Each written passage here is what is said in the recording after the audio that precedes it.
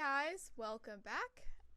Earlier we talked about the Detroit Lions versus the Tampa Bay Buccaneers, and we're about to jump into the Ravens versus the Texans. But first, I just wanted to remind you to get your comments at the top of the list at streamelements.com at gsmcsportsnetwork./tip. These tips really help out the show, and we'll be able to see your comment first. But without further ado, let's just dive back into it. We have the Ravens versus the Texans. It was a 34-10 score. Whew, rough day to be a Houston Texans fan. Understatement. It was definitely a very rough start for the offensive line for the Texans. They only scored 10 points, and then they racked up 11 penalties with that. Oh, I didn't even realize it was 11 penalties. It was 11 penalties, yeah. Okay. So what are your thoughts on this game? Okay. This game, I mean, first off, it kind of went the way I was expecting. 34-10. I never thought that the Texans were going to be competitive in this game. And actually, the first half, I was actually more shocked. I was watching this, and it went into halftime 10-10. And I was like, wow, the Texans are hanging in there. But then you could tell the veteran team came out at halftime. The Ravens defense just clamped down and completely shut down C.J. Stroud and those Texans. Pretty much shut them out. The second half, the Ravens just went on a run. Looking at Lamar Jackson was everything in this game. They had the Texans just had no answer for him. Lamar Jackson, he set a few records. He's the first quarterback to go to an AFC championship game. He led his team in passing with 152 yards. He led his team in rushing with 100 yards even. He's the first quarterback to lead his team in passing and rushing in a game and move on to an AFC championship game. There was just no answer. And that's one of the hard things about playing the Ravens. The Ravens have a shutdown defense, which was on display, completely deciding coming out of half, no more. It was a nice story, but the defense just said there was nothing left. Then, when you think that you have all the receivers covered, you're gonna take away the receivers. Lamar would bust out a run, and there was just no answer. You try to take out the run, then Lamar would hit, Flowers for a big catch, or someone else for a big catch. It was like pick your poison on how they were going to beat you. It was a pedestrian day, and the Ravens back in the AFC Championship game, setting up for an amazing matchup. Kansas City versus the Baltimore Ravens. The thing I want to touch on is, guys, when you look back at this and you look at the beginning of this year and the offseason, and Lamar Jackson was wanting to get a new contract, and the Ravens put out there Lamar Jackson, who is going to be the MVP, and he showed he should be the MVP.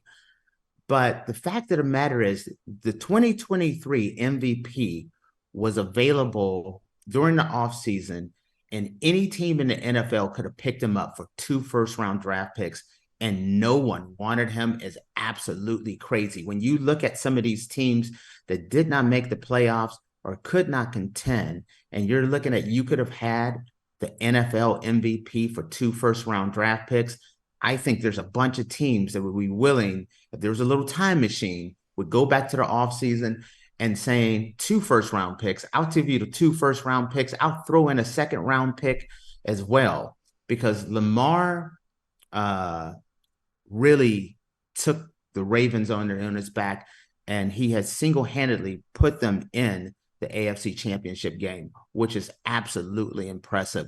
Now you're looking at a matchup where you got the Ravens defense versus that Kansas City defense, two of the best defenses in the NFL.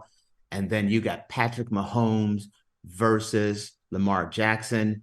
I mean, wow. Could you ask? Could you ask for a better AFC Championship game? What was you have any more to add? What was your thoughts on the game, and what did you think about as far as Lamar Jackson being available in the offseason, the team, everything? Yeah, Lamar Jackson is just a freight train that will not stop. I like the way that sounds because sometimes when he's running, he can be a freight train. Yeah. What I'm more interested to talk about is the Texans offensive coach, Bobby Solwick, right? Okay, I'm like this one. I'm kind of curious on myself. Let me hear this one. Yes. So the apparently he's a very good offensive coach, correct? Right? I'm not even gonna lie to you. Don't know much about him. I mean, Oh, so I'm very okay. curious. Well, I was reading I up on haven't, it, and to and be honest with you, I mean, it's my fault. You just didn't take the Texans for going very far. Honestly, I didn't think the Texans would make the playoffs. I thought the Texans were going to be one of the worst teams in the league this year, and the fact that they made it one game from the AFC Championship game is amazing. And what the Texans have done with CJ Strauss, which is a rookie quarterback, you got to give the offensive coordinator and the head coach, you got to give them a lot of credit. But what were you saying? I didn't mean to cut you off. Solwick is may potentially be leaving or not. That's what's up in the air right now because the Texans lost, maybe like it's a good thing that they did because Solwick may stay with the team or may not. It just kind of all depends So on. you're saying what you're reading is that he may be up for one of the head coaching jobs this year then. And you know what?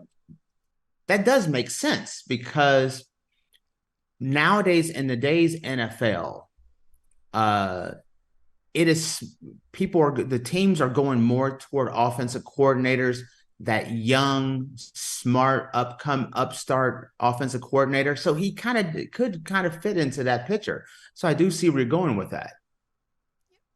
And look at Miss Faith, you're through something out I didn't even know. So I love it. So anything else you want to add before we wrap this one up, or we're going to go right into, or we head into the next game, which is going to be interesting as well? I think we'll just go ahead and head into the next game if you're ready. All right, then.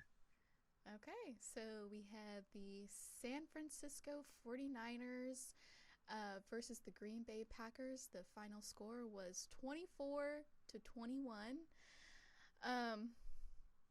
Poor Green Bay, man. Poor Green Bay. Okay.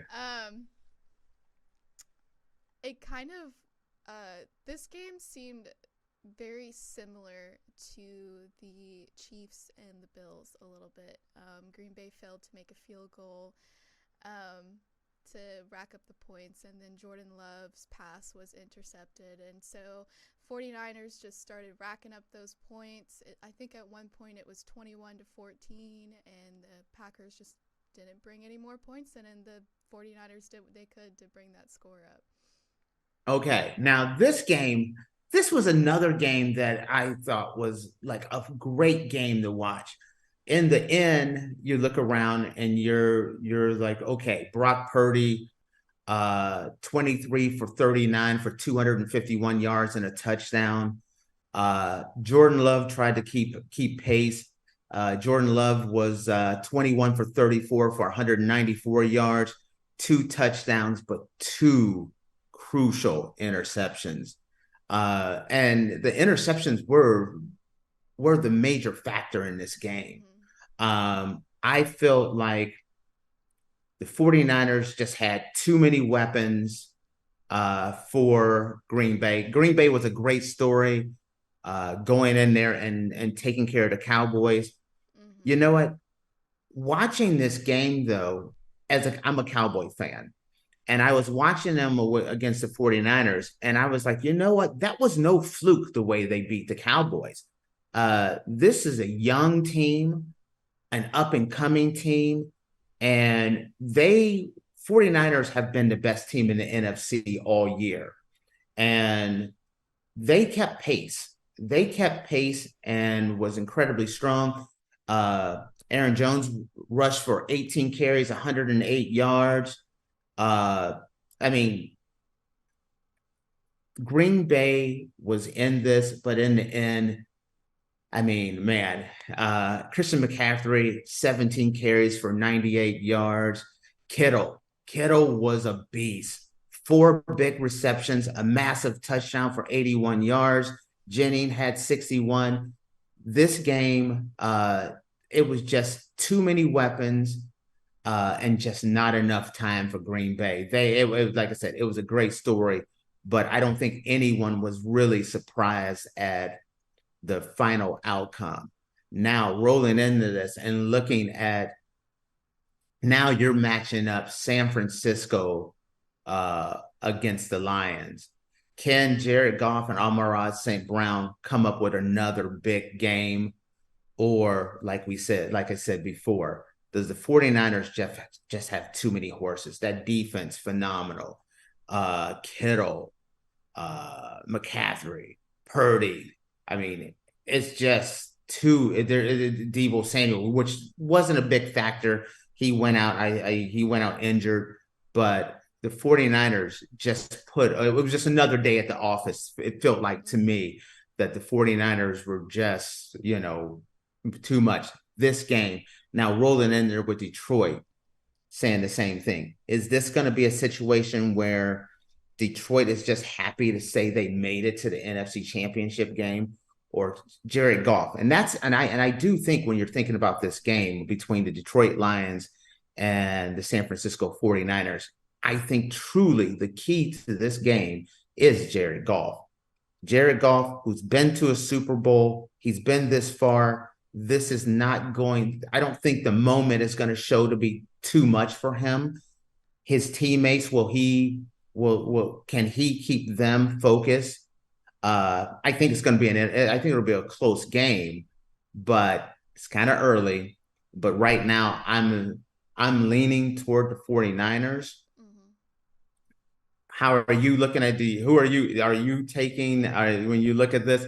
I know you said earlier that you're rooting for the Detroit Lions, but do you think Detroit has a shot, or do you think the 49ers are just going to be too much for them? I mean, I want to root for the Detroit Lions just because they're the underdog, but I feel like San Francisco is going to win that game just because this is their third straight time going into the NFC Championship. So, and like with the Green Bay Packer game, they really just overturned and got the winning score that they needed. And like you said, the 49ers is just a really good team. So I'm excited to see what they're going to do with the Lions. All right. I agree. I just think the 49ers, I just think the 49ers are just going to be too much. It's going to be really interesting. It's way too early. I'm going to see how, injury reports and things pan out. But I think it'll be a competitive game. I don't think the 49ers will go in there and blow them out. But I think it'll be a competitive game. But I will tell you, watching the 49ers against Green Bay, I did see some moments in there where I'm like, wow, just a little bit more. If Green Bay just had a little bit more, I thought if you could put pressure on Purdy, I thought you had a chance. Can Detroit put pressure on Purdy? That's the question that I have going into this game.